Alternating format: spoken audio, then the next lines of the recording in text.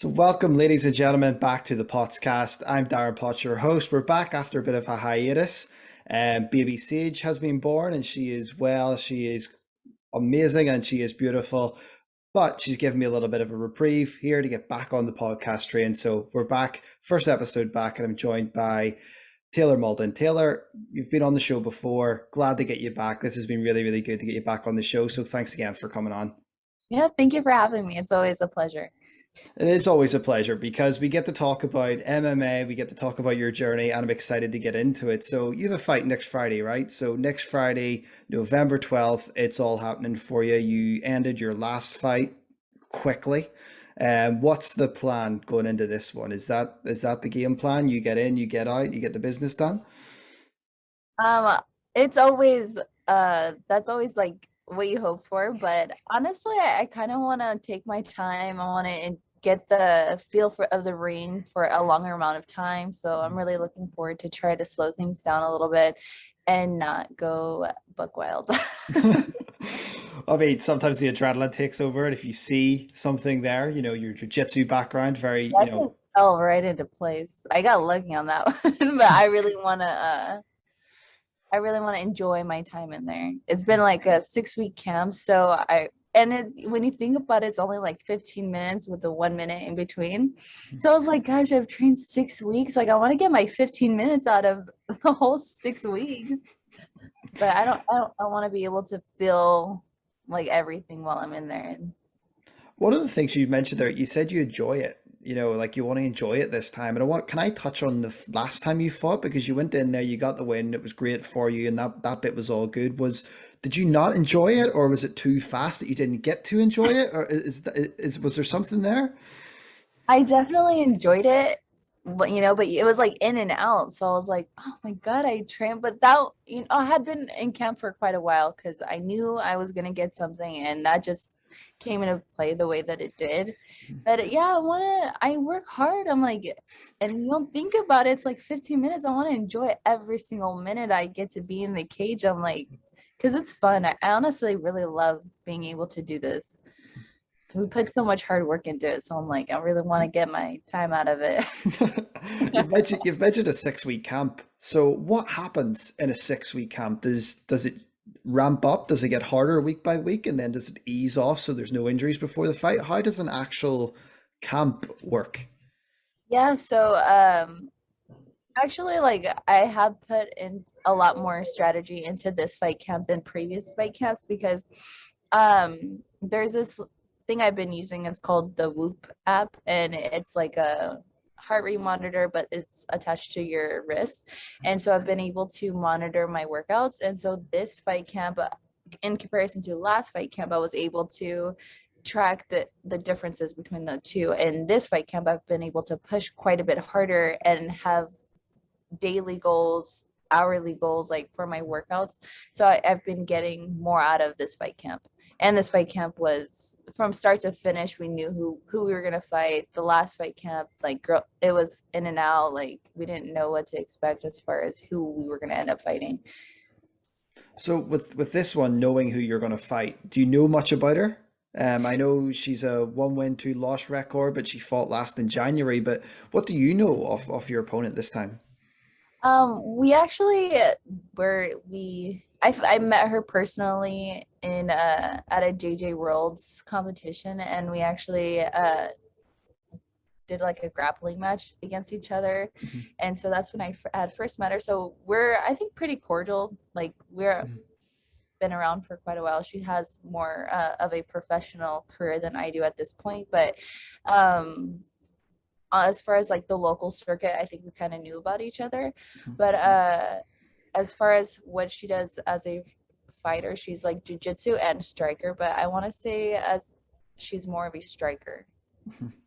Well, obviously, you and your jiu-jitsu, that's a big component. Is there something, if it does, go to the ground, so to speak, and there is a bit of jiu-jitsu versus jiu-jitsu, as someone who obviously has been involved with jiu-jitsu your whole life, is that something that you relish, that challenge? Oh yeah, well, I mean, we're always looking to be challenged, so but I'm pretty confident in what wherever the fight goes that I'll be all right, whether it's on the ground or standing. I'm pretty confident where that will end up. In terms of your preparation as well, what about like hydration, diet, things like that? Has that had to change for you as you get into camp? And is that tough, or do you find that bit just part and parcel of the game? It is tough. Like I want to say at least next 2 weeks, tightening up on the diet, but it's I'm still like eating 3 times a day, snacks in between. It's just I don't get to have candy and all the good stuff right now. No soda, no anything that I want. It's just strictly like for me, what I try to do when I'm getting closer and closer, I just cut out like processed things. Like it's more whole foods for me. And then as we get closer and closer, it just less and less. I know. Well, the big one as well was Halloween. You had to kind of skip over all the fun Good stuff at stuff. Halloween too. Yeah, it was it that the day of Halloween, I was just sitting there while in a circle of people while they ate candy, and I was like, oh my gosh, just drinking my gallon of water. Well, well, at least the hydration, right? It's going to be Yeah, worth it. After next Friday, you're going to be able to get out I know. and find it at whatever it is that you like to go to, your cheat meal or your favorite I place to go know to. exactly what Where are I'm you getting. going? What are you getting? Where are you going? Well, what I've been craving the most is I did it have Costco in Canada. Yeah, we do. Yeah. They have these huge cinnamon bun cake like things, and I'm getting that for sure. Like the day before weigh-ins, I'm getting one of those. And then the day after I fight, probably I'll go get a Big Mac from McDonald's. Right. You see the cinnamon buns in Costco. I wonder, is it the same ones? It's like a red box, and there's like 12 of them, but they're all stuck together, and it looks like it's one giant one. And then you kind of have to chop them up if you want, or you can just kind of eat them Yeah, all. exactly what it is. But in over here, it's actually like in a tinfoil thing, but it looks like a pie. But Oh, okay. I have to next time I go down to Seattle or somewhere like that. If I spot a Costco, then I'm gonna have to get a cinnamon roll I'm pie sure it'll thing. taste the same, just box different. Yeah, maybe. So Mc, bomb. yeah, McDonald's is one you said for your cheat meal as well. You're going to get a Big Mac is from McDonald's. Is that your go-to? Is that your favorite cheat meal? Yeah, it's real basic, but yeah, that is my ultimate craving because I love the fries and I love the Big Mac. And I know it's horrible. It's just like it's one of those things where if you can cheat, and it's my go-to. It doesn't happen very often, but I'm like when it does, I enjoy it. What about you? Do you have a cheat meal? I mean, I've never had to professionally fight, so I've never had to cut weight. So I mean, if I want Okay, something, yeah, I do. I eat healthy, but if I kind of like sometimes if I kind of want some, I just kind of go and get it. But uh, I give in very very easily. oh, But I don't drink a lot of like pop or fizzy drinks. I don't eat a lot of like candy or crisps or chips. I don't eat anything like that. I try not to. Obviously, with the pregnancy cravings of the missus yeah. before she gave birth, it was a bit more difficult when there was a lot more. I want this, and when it's there, you just kind of pie out on it. But no, I'm not too bad actually. I'm a big smoothie guy. I make a lot of like frozen fruit, frozen veggie smoothies every day. I say a lot. It's not like six. It's like three. But yeah, that's kind of my go-to. It makes me feel full. And Oh, that's a I nice in between meal yeah, for me. it's I'm like, I don't know. it is. It was what I had tonight before my workout. I just went and had a smoothie and then waited an hour, went and worked out, came back and then had some dinner. So that would be kind of like my go-to. I love spinach, kale, banana, and orange. That's kind of my four favorites. I throw in there, and if I'm feeling it ever, adventurous, maybe a bit of pineapple or something. Nothing too Oh. crazy. Uh, but tell me about LFA in general, because you've had one fight there, and you won that fight. It was great, and you're coming back for round number two. And last time we spoke in our last conversation on YouTube and on Spotify, Google, Apple, shameless plug right there, guys. Go and listen to the first podcast that we done. You mentioned that UFC was your ultimate goal. Is that still the goal, long term? Of course, it definitely is. Keeping my eye out for like upcoming prospects with LFA and just up and comers in our local area. It's MMA isn't as big as it is in your area. It's not that big. Like California or even like the US.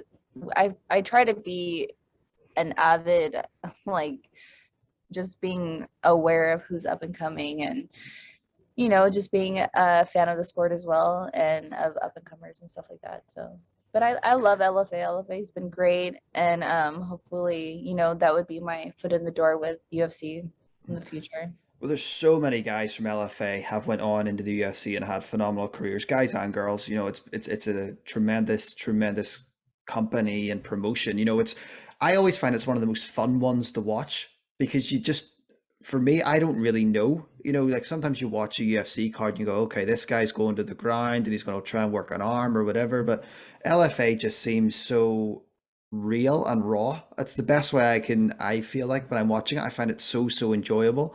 And what's the atmosphere like at the LFA event for you, as a professional backstage, you're getting your hands wrapped, you're getting warmed up, you're getting ready. What's that atmosphere like behind the scenes? It's in the back, it's super intense. It kind of, but then it's intense with depending on who's back there with you, in the sense like other competitors literally scream at the top of their lungs, and they have like some weird stuff that they do, and it's all good. And then for the most part though, everyone's the mood is light. Like that's what I've experienced, and LFA was awesome. They provided everything we needed, and everything ran smooth. They have like photographers back there. Everything's being live streamed. They're really on it with who's coming in, who's coming out, and directing and stuff like that. But for the most part, I don't know. I had a nice time, but this last recent times, COVID was still going on. Yeah. So I'm almost kind of curious if the rooms are always that limited with how many people are in them, because this will be my first time, but there still are COVID restrictions here in California, so I don't know what it will be like this next time I go in there. And I who's stay with more people. Yeah, who's coming with you this next time? Is it friends, family? Is everyone coming down? What's going on? So I have Lawrence Larkin, who's a Bellator fighter, and he's cornering me, and then I have Romy Ram, who's also cornering me, and both of them are my coaches. So that's who's going to be in my corner and traveling out with me. Yeah. And is the family coming down to support? I know your sister, your dad Oh are yeah. Oh big yeah. So fans. my sister and pretty much all my family, they're all getting tickets, and they're gonna be watching and stuff. It'll be a lot of fun. And this must be an exciting one for you too, because you mentioned last time with COVID, and there's still COVID restrictions and Yeah. stuff, but this time with an audience and with a crowd. What's that like? I know your last fight with LFA, your first professional fight, there was no real crowd there, but from previous experiences, what do you think of a crowd? Does that, encourage you, or is it like white noise? Do you zone out? Are you so focused on the fight? How do you deal with a crowd?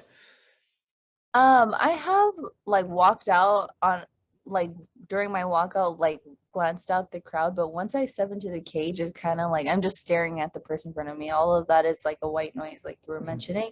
So, but I never, because I've done like have gone to school and I've done public speaking and have done the presentations. It's nothing like that. And it always like blows my mind because that is way more intense than fighting in the cage. Like, how can I be this anxious to give this speech in comparison to stepping in a cage or stepping in a ring and not feeling that same anxiety? Mhm. But I don't know if it's like the way the lights are, because the lights are here and then usually they black out the crowd. Mhm. So when I'm in there fighting, I never think about the crowd. The day off the fight, do you ever get any nerves at all, or is it excitement? Um, no, I feel like I get a lot of adrenaline, but Mhm. I just like feel like that's my body's way of preparing for the fight. So anytime I feel that adrenaline rush, I'm like, okay, my body's getting ready to do what it needs to do because we're going to step into the cage. We're in that fight or flight mode, and that's what your body's doing. So, I'm getting ready to fight, so my body's getting that adrenaline ready. So I just tell myself that. It's exciting, like I'm excited for you, for next Friday. And I just can't wait to see what happens. I know obviously yourself, it's been a couple of months since you've been in there, but you've been keeping Yeah. yourself busy in the different jiu-jitsu competitions and being in the gym. You know, you're a coach there. You're also training there for your fights and upcoming opportunities. We may have touched on this a little bit last time, but just to go over this topic again, just even slightly, who are your inspirations? If I said to you, do you have three or four fighters that you look up to or people you look up to that give you, you know, inspire you to want to push on and continue and try to achieve greatness in this career? Yeah, I think I have a solid three. There's a couple of well, obviously Lawrence Larkin, he's my coach. You know, I love what his style of fighting. He's very lucid. He knows what he needs to do when it gets to the ground, but he also knows how to wrestle. Striking is amazing. There's a couple up and coming fighters, female fighters. Amanda Lemos. She's one of my favorite girl fighters right now. She's a UFC prospect, but not, I don't think she's top 10 just yet, but every time she fights, she's amazing. Like knockouts, ring control, footwork, all that stuff. And then, oh, Marab, and I'm going to murder his last name, but he's top 6 in the UFC, I think, at 135. And I always talk about him like nobody knows who this guy is. He's from Georgia, and I'm just always disappointed. I'm like, how do you guys not know who this guy is? He's top 10 at his weight class. But yeah, those are my top 3 favorite fighters now. There's an interesting one because there's one of my best friends, and I'm going to give him a little shout out here. Alan Mhm. has told me about Amanda for about 3 years. Says this is the one to watch. This is the one to watch. You need to watch this girl. This girl's going to the top. This girl is so good. And it's funny that you mentioned her as one of your three. I really I love watching her fight. She has solid punch power, and I feel like in women's MMA, it kind of is something that is a little slept on. Um, like Amanda Nunes, you could just tell the way that they land when they punch. It's just power. Like it's a solid punch. Um, who's the other one? She's like short. She fights at 115, but she also went up to 125. She has short hair. Um, you're I don't beating know. me here. You're beating me here. If It this just was makes like, sense because I'm like, oh, it's funny that they're both in Manda. But it's not oh, is it Jessica Amanda. and Josh? Got it. Yes, yes, yes. Like that slam on Rose a couple of years ago was scary. Yeah. Oh, I'm so excited for this weekend too. That'll be fun. I was Zhang like, versus Rose, like I was that's actually I was actually going to ask you about that when you start to see, you know, how, especially in the last sort of 5, maybe to 8 years, when you see how serious women's MMA has become, you know, that must be something, you know, as a female fighter that you take a lot of pride in because you see, you know, yeah. Ronda Rousey, who way back was kind of the one who not just opened the door, but kind of kicked the door in. And then you have Amanda Nunes and, you know, Valentina, and it just goes on and on. And Chris Cyborg, you know, when you start talking about legends of MMA, and it's crazy in this fight this weekend. And I'm going to throw you on the spot. Do you have a prediction? Oh, it's so horrible because you know what? I Everyone loves Rose because she had that comeback story, and then Zhang, the way she handled her loss, and then you could just tell she has it in her. Honestly, I love Rose, but I'm gonna go with Zhang and say like Zhang is gonna kill it this time, and I don't know, but who knows? What if Rose gets the belt and then she gets that rematch with Carla Esparza because Carla Esparza lost her. Oh no, wait, Carla Esparza beat her in Ultimate Fighter, and then she came back and Rose got the belt, and then Carla did her fight career and stuff. So it'd be cool if Rose won. She could get that. Carla could get that title shot for the belt. Yeah, and I think she's due one. You know, I think if it wasn't for the way sort of Wei Li Zhang lost, she probably would have been next in line. I think it was because it was just so quick and so sudden. I think they probably were forced to do this rematch. And I agree with you. I love Rose, but I do have a feeling it's not going to go her way this weekend, and in a weird kind of way. Not that I dislike the other one, but Yeah, I do hope I'm wrong. Weird kind of way. with Henry Cejudo, so she's like Yeah. up the wrestling for sure, you know. And well, I don't know if we probably were watching the same thing, but he was talking about mindset and how he's been working with Zhang and develop, you know, sounds like he's developing some of that. So it's exciting. I'm super pumped. Any predictions for Usman and Covington? Isman. Everyone's going Usman. I But mean, don't know. I mean, that's the thing with MMA in general. It's like, like when you watch a soccer game and you see like the best team playing against like an up and coming team or a team that's like trying to challenge them, you kind of always know the best team's probably going to win. MMA is so unpredictable and so crazy and so nuts. Like you could get like I always throw it back to Khabib, like Ali or Quinta took Khabib 5 rounds. Connor lasted 4. Justin Gaethje lasted 2. It's crazy because it's just so nuts as a sport. I just think it's incredibly insane. So you just really don't know. Yeah.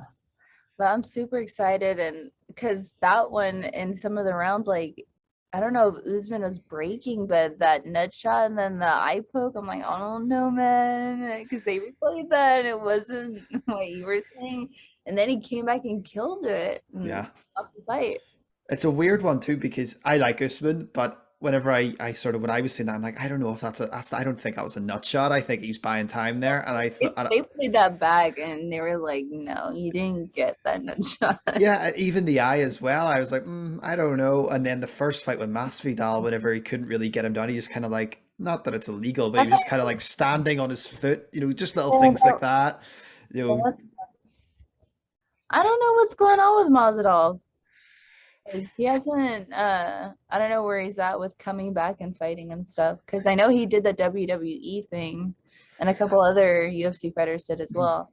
So yeah, I actually said that to a few friends a couple of weeks ago. I'm like, look at this. And then I said it like Dan Lambert's out screaming and Masvidal's running in and Paige Van Zandt's taking selfies and Austin Vanderford is like, I didn't watch it, but yeah, that sounds like a I'm actually going to send it to you because it's really, really funny. And then Masvidal appears and hits someone with a knee to the head, and Junior Dos Santos get put through a table by Jack Swagger, or not Jack Swagger, his real name. I forget his real name. His real name, he's actually a fighter in Bellator, and I'm calling him by his wrestling name. Put Junior Dos Santos through a table. It was just one of those things that me and my friends were sitting on like, what is happening here? Why is Junior Dos Santos getting beat up by a wrestler?